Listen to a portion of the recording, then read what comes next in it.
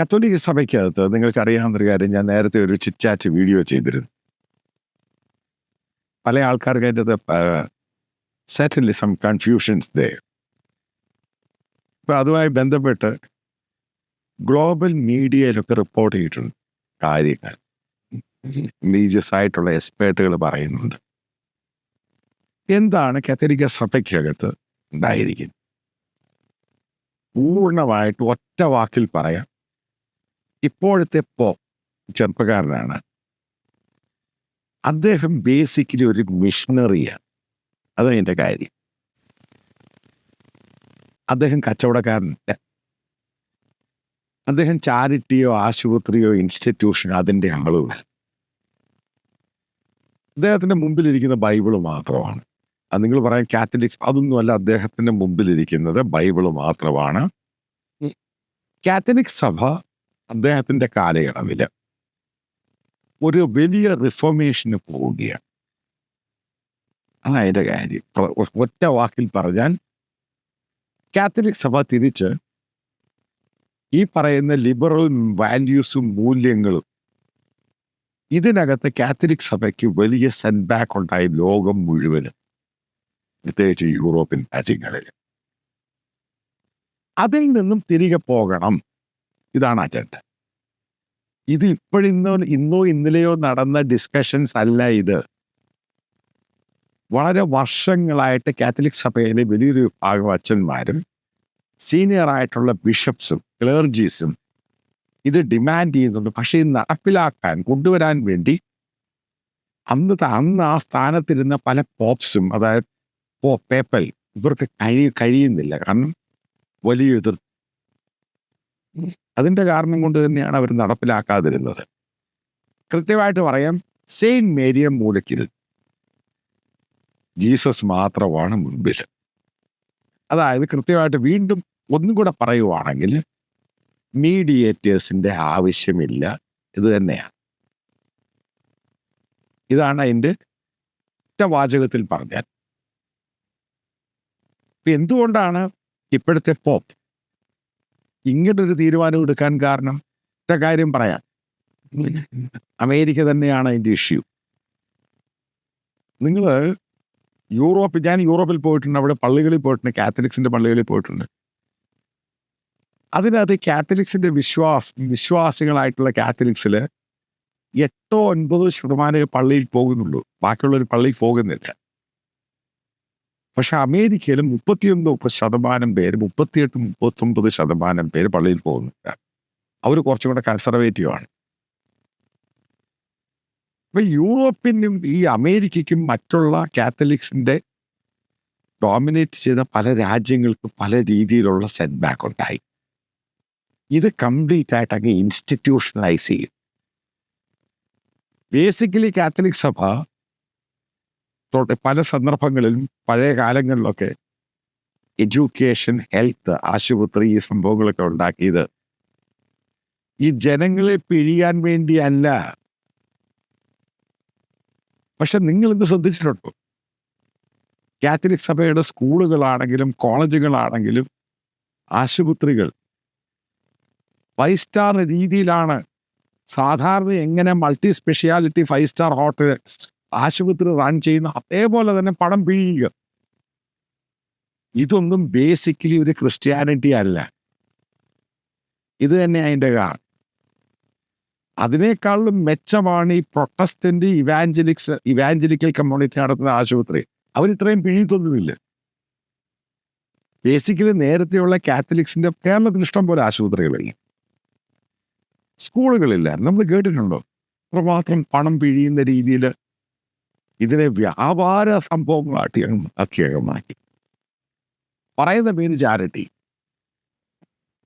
ഞാൻ പല ആശുപത്രിയുടെ പേര് പറയും, നിങ്ങൾക്കറിയാം. ഓരോ ഹോസ്പിറ്റൽ ഇത് റണ്ണിങ് കോസ്റ്റ് എടുക്കുക, ബാക്കിയുള്ള മറ്റുള്ള ആൾക്കാരിൽ നിന്ന് ഡൊണേഷനോടും കൂടി അത് റൺ ചെയ്യുക.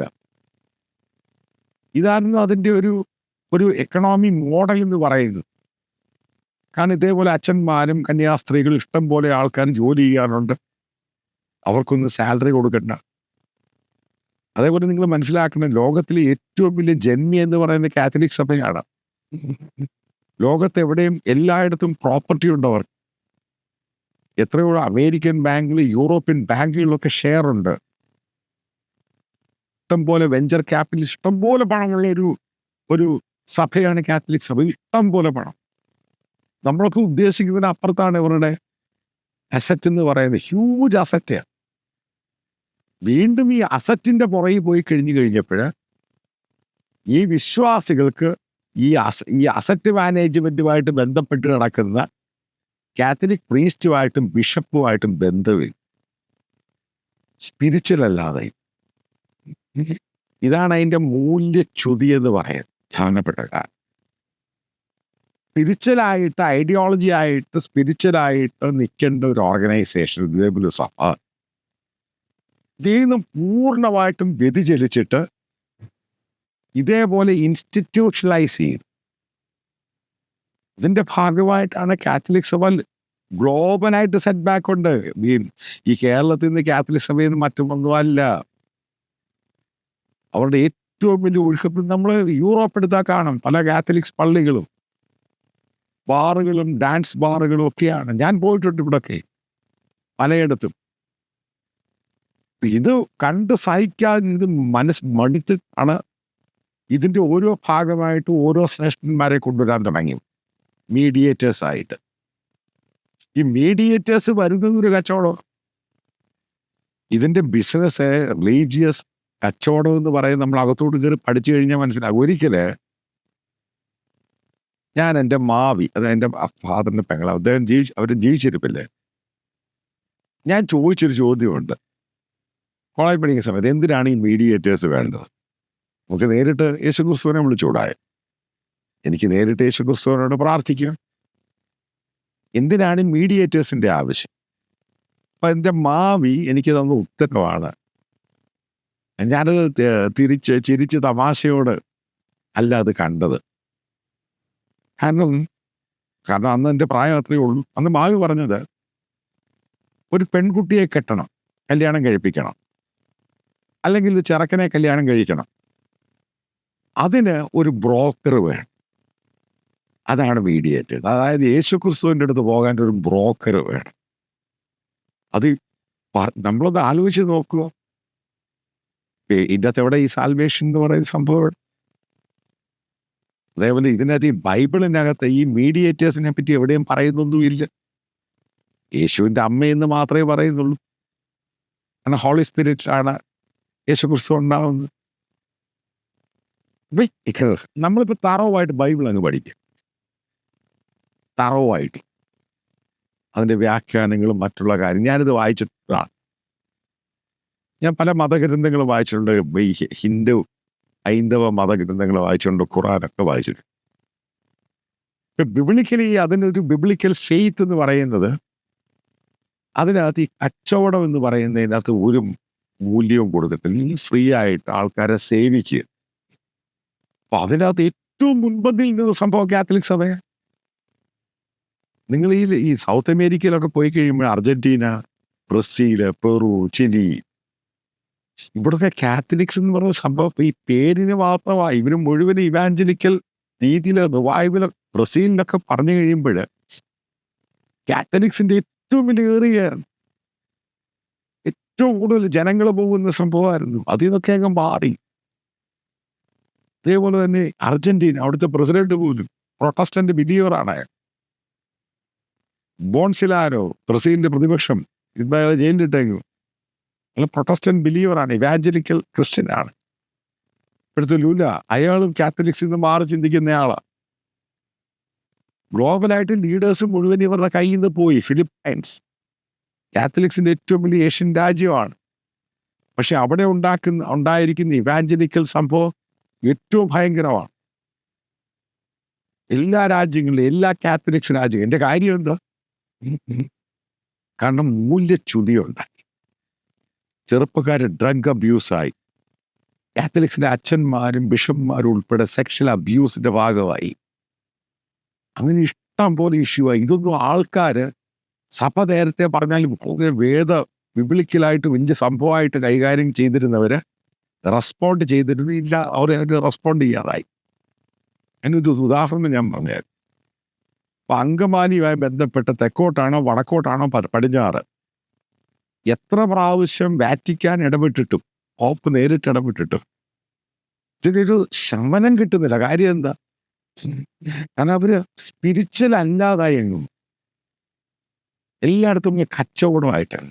പള്ളിയും കച്ചവടം, അവിടെ കച്ചവടം, ഇവിടെ കച്ചവടം, സ്പിരിച്വൽ അല്ലാതായി. ഇത് ബ്രേക്ക് ചെയ്യാൻ വേണ്ടിയാണ് ഇപ്പോഴത്തെ പോപ്പ് ഇത് റീസ്ട്രക്ചർ ചെയ്യുന്നത്. ഞാൻ വീണ്ടും പറയാം, ഈ പറയുന്ന കൊന്തയും ഈ പരിപാടികളൊക്കെ മാറാൻ പോവുക. ഞാനൊരു സീനിയർ ആയിട്ടുള്ള വാറ്റിക്കാനി വളരെ ക്ലർജി ആയിട്ട് ജോലി ചെയ്യുന്ന ഒരു മലയാളിയായ ഒരു പ്രീസ്റ്റ്, വളരെ സീനിയറാണ് അദ്ദേഹം.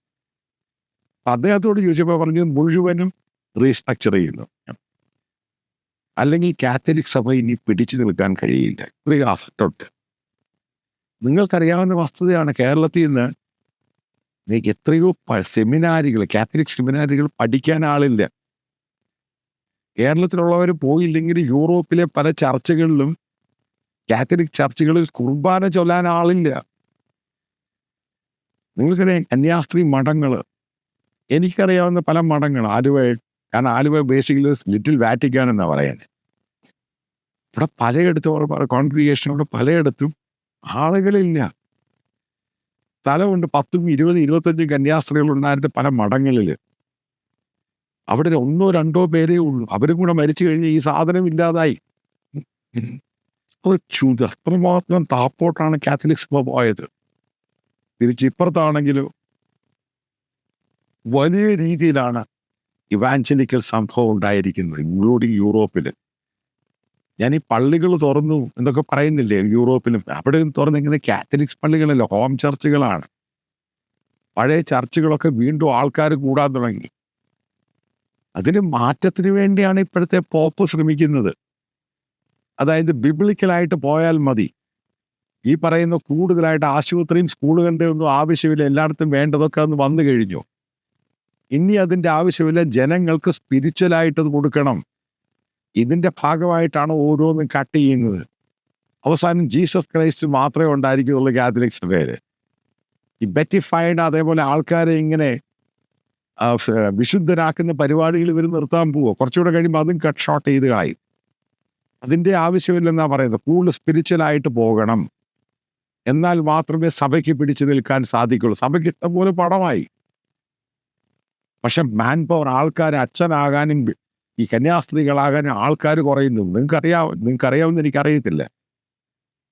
ഗ്ലോബലായിട്ട് ഇഷ്ടം പോലെ മലയാളികളായിട്ടുള്ള, പ്രത്യേകിച്ച് പാലാ, ഭരണങ്ങാനം, തൃശ്ശൂർ ആ സൈഡിൽ നിന്ന് ഗ്ലോബലായിട്ട് അച്ഛന്മാരും കന്യാസ്ത്രീകളും ലോകത്ത് എല്ലാ ഭാഗത്തുണ്ട്, ആഫ്രിക്ക എല്ലായിടത്തും ഉണ്ട്. പക്ഷേ ഇന്നത് പോകാൻ ആൾക്കാർ തയ്യാറല്ല. ആ രീതിയിലോട്ടാണ് സഭ മാറിയതൊക്കെ. കുട്ടികളില്ലാതൊക്കെ പറയും, ചുമ്മാ പറയുന്നേ. ആൾക്കാർക്ക് താല്പര്യമില്ല, കാരണം സ്പിരിച്വൽ സംഭവം അതിനകത്തില്ലാതെ. ഇതാണ് അതിൻ്റെ പരമപ്രധാന ഘടകം. രണ്ടാമത്തെ ഏറ്റവും വലിയ ഫാക്ടർ എന്ന് പറയുന്നത്, കാത്തലിക് സഭയ്ക്കകത്ത് പൂർണ്ണമായിട്ടും ബൈബിള് തിരിച്ചു വരികയാണ്. അതിൻ്റെ അനുബന്ധമായിട്ടുള്ള മധ്യസ്ഥരും മീഡിയേറ്റേഴ്സിനെയൊക്കെ മാറ്റുക. അപ്പം അതിൻ്റെ ഭാഗമായിട്ടാണ് ഇപ്പോഴത്തെ പോപ്പ്, അതായത് അമേരിക്കയിൽ നിന്നുള്ള പോപ്പാണ്, പ്രത്യേകിച്ച് റിപ്പബ്ലിക്കൻ പാർട്ടിയുടെ അനുകൂലി കൂടിയാണ്. ഹാർഡ് കോർ കൺസർവേറ്റീവ് ആണ് അദ്ദേഹം. അറിയപ്പെടുന്ന മിഷണറിയും കൂടിയാണ്. ഇതിനെ തിരിച്ചു കൊണ്ടുവരാൻ ശ്രമിക്കുകയാണ്. അദ്ദേഹത്തിൻ്റെ കൂടെ വലിയൊരു വിഭാഗമുണ്ട്. അപ്പം ബേസിക്കലി കാത്തലിക് സഭയ്ക്ക് ആവശ്യമുള്ളൊരു റിഫർമേഷനാണ് ഇപ്പോൾ നടക്കുന്നത്. അത് കഴിഞ്ഞാൽ മാത്രമേ കാത്തലിക് സഭയ്ക്ക് പഴയ രീതിയിൽ തിരിച്ചു വരാൻ സാധിക്കുകയുള്ളൂ. അല്ലെങ്കിൽ സ്പിരിച്വലി ഇല്ലാതായി കഴിഞ്ഞാൽ ഈ സഭ കംപ്ലീറ്റ് ആയിട്ട് നശിച്ചു പോകും. ഇൻസ്റ്റിറ്റ്യൂഷൻ ഇത് നോക്കാൻ പോലും ആളില്ല. അത് സഭ അവിടെ മാത്രമല്ല, ഇനി ഓർത്തഡോക്സ് സഭയ്ക്കകത്ത് ഉണ്ടാകാൻ പോവുകയാണ്. കാരണം റഷ്യൻ ഓർത്തഡോക്സ് സഭയിൽ ഉണ്ടാകാൻ തുടങ്ങി, മറ്റുള്ള പല ഓർത്തഡോക്സ് സഭകളിലും ഉണ്ടാകാൻ തുടങ്ങി. കാരണം ഞാൻ ഒരു ഉദാഹരണം പറയാം.